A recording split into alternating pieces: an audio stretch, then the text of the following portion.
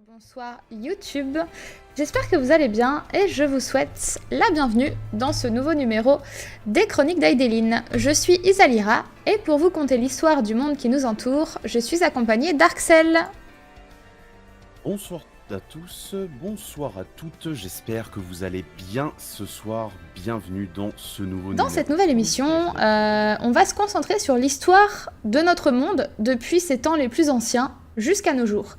Ce chapitre des Chroniques d'Aideline tiendra bien évidemment sur plusieurs émissions parce que l'histoire d'Eorzea et d'Aideline en général est extrêmement riche et on devra s'attarder sur plusieurs événements majeurs qui se sont déroulés bien avant notre ère. Commençons donc sans plus attendre.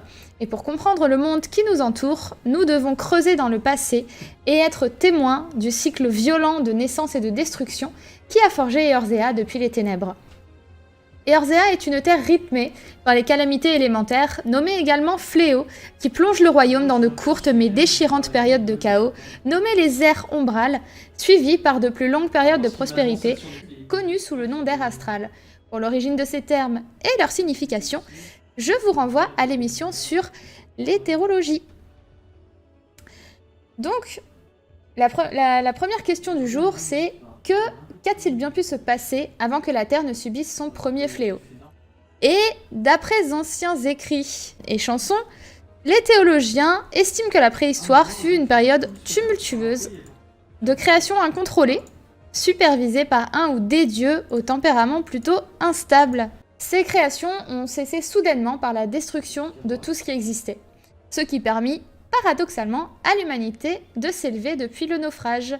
Les historiens et érudits qui adhèrent, eux, au courant de l'évolution, estiment que l'humanité n'a pas pu simplement apparaître de nulle part comme ça, et suggèrent plutôt, comme leur courant de pensée l'indique, donc une évolution des espèces au cours des milliers d'années précédant le premier fléau.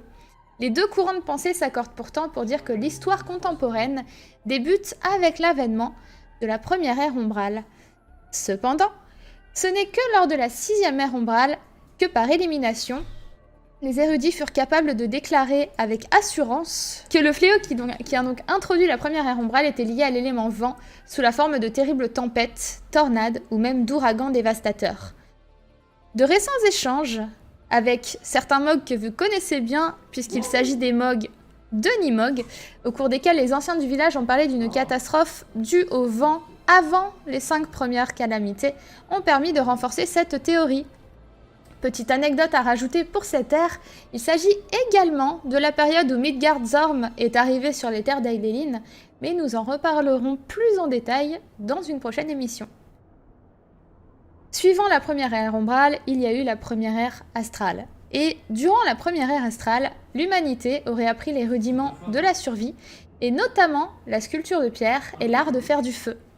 La création des outils donna donc naissance à l'agriculture, ainsi qu'à un début de chasse et de récolte, dont le résultat fut l'abandon du nomadisme comme mode de vie et l'établissement de villages et de cités. Au sein même de ces cités, la civilisation s'est développée et des sciences fondamentales, telles que l'élevage ou la métallurgie simple, ont été découvertes et affinées. Il y a eu également le développement de la hiérarchie, ce qui fit donc émerger des royaumes.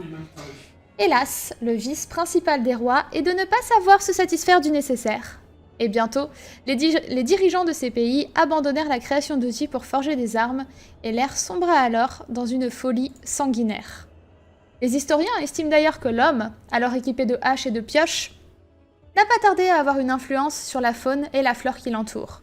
Les peintures rupestres datant de la première ère astrale suggèrent en effet l'existence d'une centaine d'espèces aujourd'hui disparues. Le bison à 2 têtes, le curl aux ailes d'écaille, en passant par des sapins qui atteignaient plus de 1000 yalmes de hauteur. Et nous allons maintenant parler de la seconde ère ombrale qui a été dominée par le fléau de la foudre. Donc malgré les nombreux conflits menés par les rois cherchant à étendre chacun leur territoire, l'humanité poursuivit son développement, sa démographie évoluant chaque année.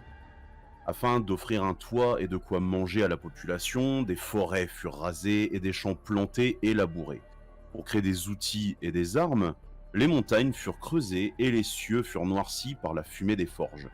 Pendant d'innombrables années, la nature subit ce pillage gratuit de ses ressources jusqu'à ce que finalement, l'équilibre fut rompu. Des montagnes de feu crachèrent des nuages d'encre recouvrant les cieux et plongeant alors le royaume dans une obscurité éternelle. Et des cieux tombait une pluie sans fin ainsi que des éclairs qui rasaient les champs, faisaient bouillir les lacs, puis fendaient les murs de puissantes fortifications. La fureur de la nature prit fin au bout de 12 lunes et un jour, laissant alors la terre ravagée. Désormais consciente de la puissance sans limite de la nature, l'humanité se tourna alors vers les cieux pour y puiser sa force. À travers leurs prières, les peuples d'Eorzea découvrirent que la magie se cachait au plus profond des maux. Magie qui, lorsqu'alimentée par la foi, peut donner du pouvoir à l'homme. Et c'est ce que nous allons voir dans la seconde ère astrale, cette fois-ci, qui est la foi dans les cieux. Et c'est ainsi que, grâce à des magies primitives, l'homme a survécu jusqu'à ce que les cieux se séparent. Ceux qui maîtrisaient ces techniques ésotériques eurent alors accès à des positions au pouvoir au sein de leur communauté. Les peuples furent attirés vers ces leaders charismatiques, qui attribuent alors la chute de l'ère précédente aux rois, sans foi ni loi, et à leur inépuisable avarice. D'après eux, le seul moyen d'échapper à nouveau à un tel fléau était la foi et la prière, et c'est ainsi que naquirent les premières organisations religieuses. Cela ne prit que quelques années pour que les royaumes en gestation depuis des siècles furent remplacés par des théocraties, peuplées d'hommes et de femmes, désireux de prouver leur valeur aux dieux afin que ces derniers les épargnent du courroux de la terre. Les leaders religieux convainquirent la population que, via la construction des temples massifs, monuments et effigies, ils pourraient obtenir la paix et la rédemption. Pour orner ces constructions, et afin que les dieux leur accordent leur clémence, l'homme se perfectionna dans la peinture et l'orfèvrerie. Pour protéger ces édifices de ceux qui voulaient défier les dieux, ils résolurent l'énigme de l'acier. Pour baigner dans la lumière divine, l'humanité allait vers les cieux.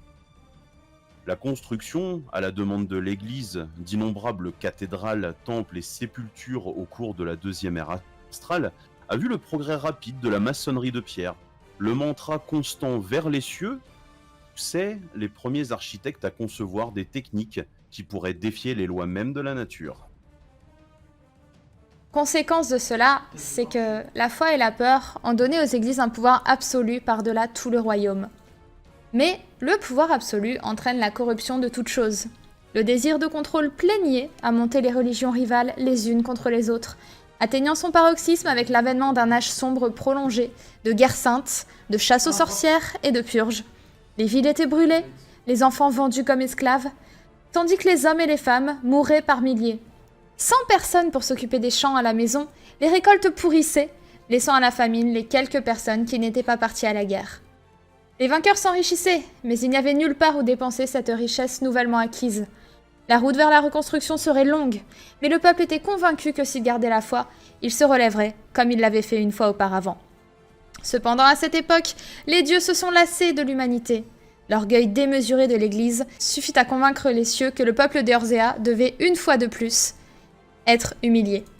Conséquence de cela, au cours des lunes suivantes, le soleil s'est agrandi, desséchant la terre et sapant la vie de toute la création, qu'elle soit végétale ou animale. Les champs verdoyants et les forêts luxuriantes furent réduits à l'état de terrain vague poussiéreux, et les gens qui en dépendaient pour leur subsistance furent frappés par la famine. Le troisième fléau, la calamité du feu, s'abattit sur eux. D'ailleurs, de récentes découvertes de fossiles d'une faune phytophage, donc qui mange les plantes, dans une zone à l'est de ce que nous appelons le Tanalan oriental, ont fini de convaincre les érudits que cette région était une forêt luxuriante qui fut perdue durant les incendies qui ont achevé la deuxième ère astrale.